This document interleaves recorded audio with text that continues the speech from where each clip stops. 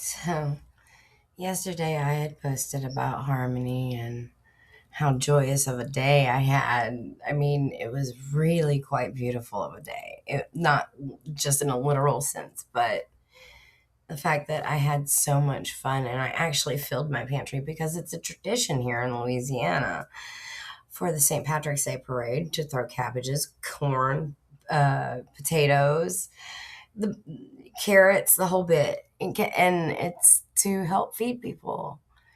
And I needed food. And I had raged out and just got so angry the night before from there not being any food in the house. And my EBT got messed up somehow, and I didn't get food stamps this month, and I didn't know how I was going to feed me.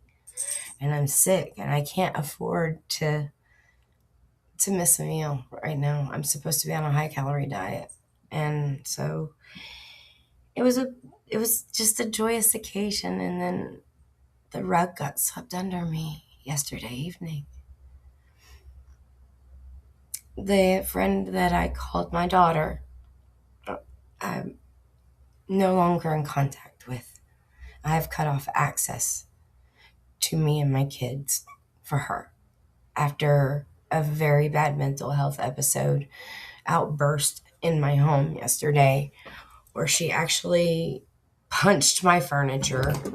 She threw her shit around, which ended up being thrown at my child, who is shaking the table right now. Come here, you kid.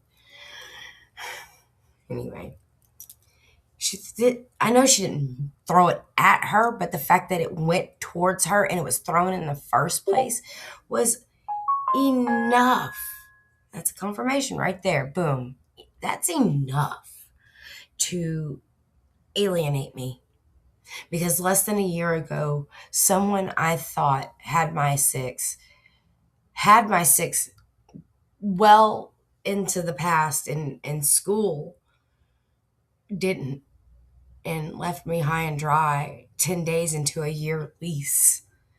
And luckily, I was friends with the landlord, and they were kind enough to let me out of it as long as I was out by the end of the month, and I had to move back here. And that's when the nightmare with my ex started. And this person was here for me in times where no one else came, not even my own family. My own family told me never to come back. My grandmother unblocked me long enough to call and tell me, don't come back here or you're going to be arrested. And it was followed up by a nasty ass text from my aunt, my mom's sister, who owns the property. And the fact that my sister, I was duped that day, and my cousin Carla paid for me to go to visit my grandmother. I get there and they know when I'm gonna arrive. I told her when I would be arriving. They were there waiting for me at the end of the driveway with guns. And my sister is standing 500 feet back on the property that was mine in my mother's will that I gave to her without a dime, asked, just so that she could move her family down here from Reno, Nevada. I could have lived on that, but I'm glad I didn't, because my family was very abusive. Not only perpetrators, but allowed severe abuses and traumas to happen to me throughout my life. Throughout my life. It was a blessing learning that the man who raised me was not my father, because that man was evil.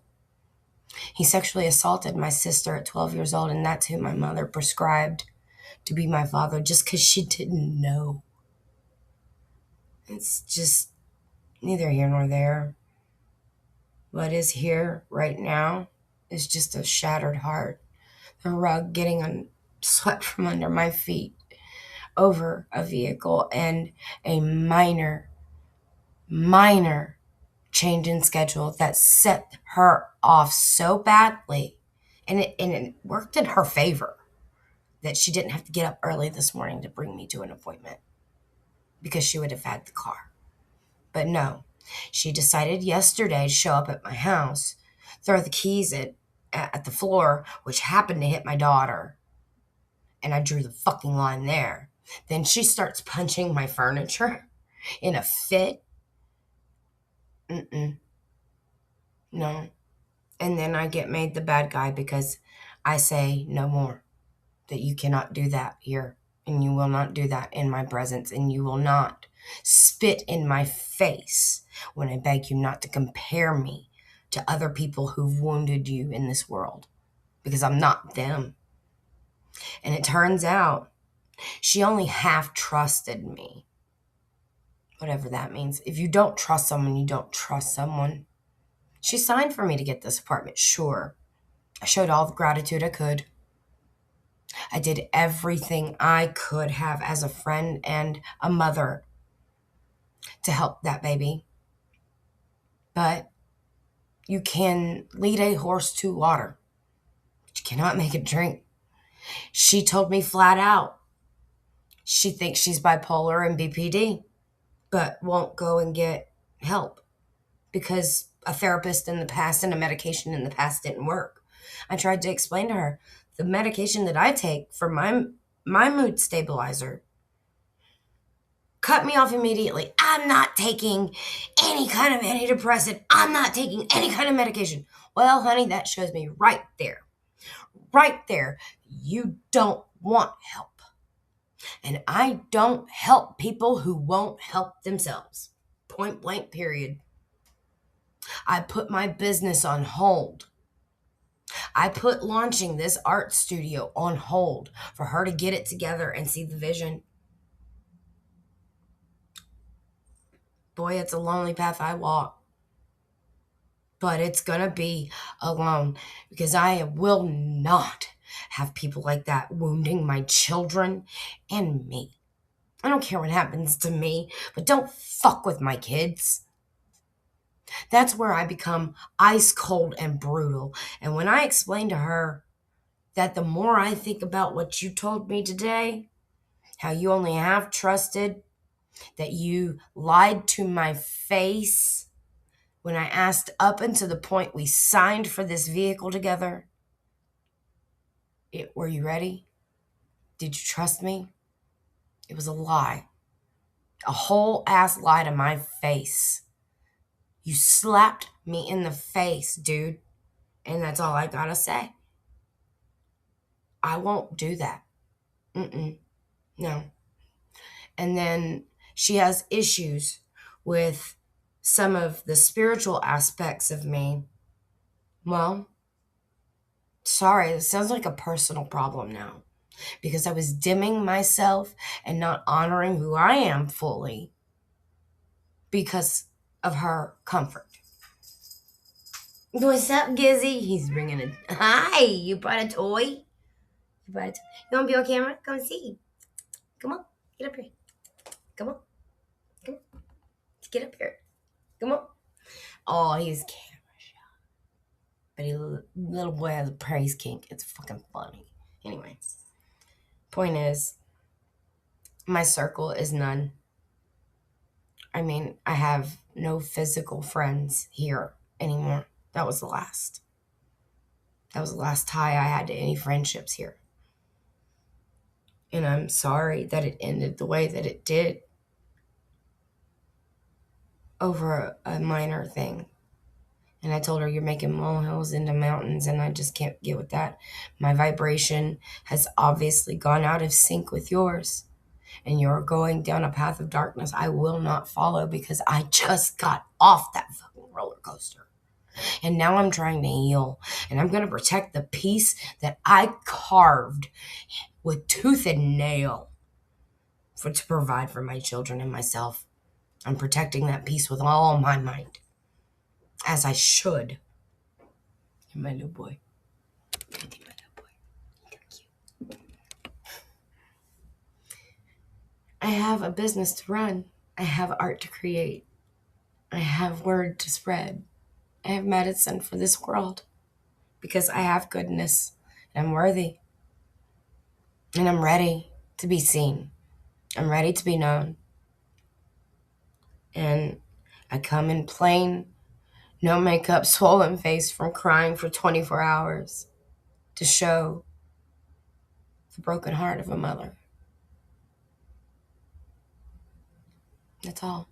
It's a broken heart of a mother that just, and then in the midst of finding organizing some things today, I found a passage that I wrote down 3 years ago when I was in counseling with my ex-husband. And it's what made me realize then that I couldn't be with him. And this reminds me now that I can't be around this person anymore. Rudeness is often a response to feeling resentful, which in turn is a response to believing someone else holds power over you. I don't want power over anyone but myself. I didn't muscle her into this. I didn't force her. She did something she wasn't comfortable with, and it costs her her friend, her confidant, and her mama, because I won't be around. I won't be around that. I can't. Not for my own sake. For my own health. Because it was dragging me down. It is dragging me. But I won't let it. Because I am Lux Aeterna. Eternal light. That is what deity calls me. For a reason. I have light to spread. I have embraced all that is my shadow. I want to explore my light. I'm a healer. I am an advisor. I'm not just book smart. And I'm no baby witch. I know what I'm doing. I'm a professional at this. I'm a professional artist. I'm a professional diviner. I'm a practitioner since the age of 13. I'm 41. So nearly 30 years I've been in this game. I won't dim myself again for another person in this world. Not even her. And I caught myself. Thank God and Goddess. Thank deity for ripping that away. Because it was hurting me. It was hurting me deeply. It is hurting me very deeply. So, I lost something dear. But sometimes in order for a dream to live, something must die. And I want to live my dream. I'm sorry. That's all I can say is I'm sorry. Because I did everything out of love. And sometimes we can have the best of intentions and it not work out. That's it. Sometimes radical acceptance is all we really have to do, is accept the situation and people for who they are and what they are. And what she is lost. And I'm not. And I tried to light a path, show her a way. I even told her where she can go and get free counseling, free medication.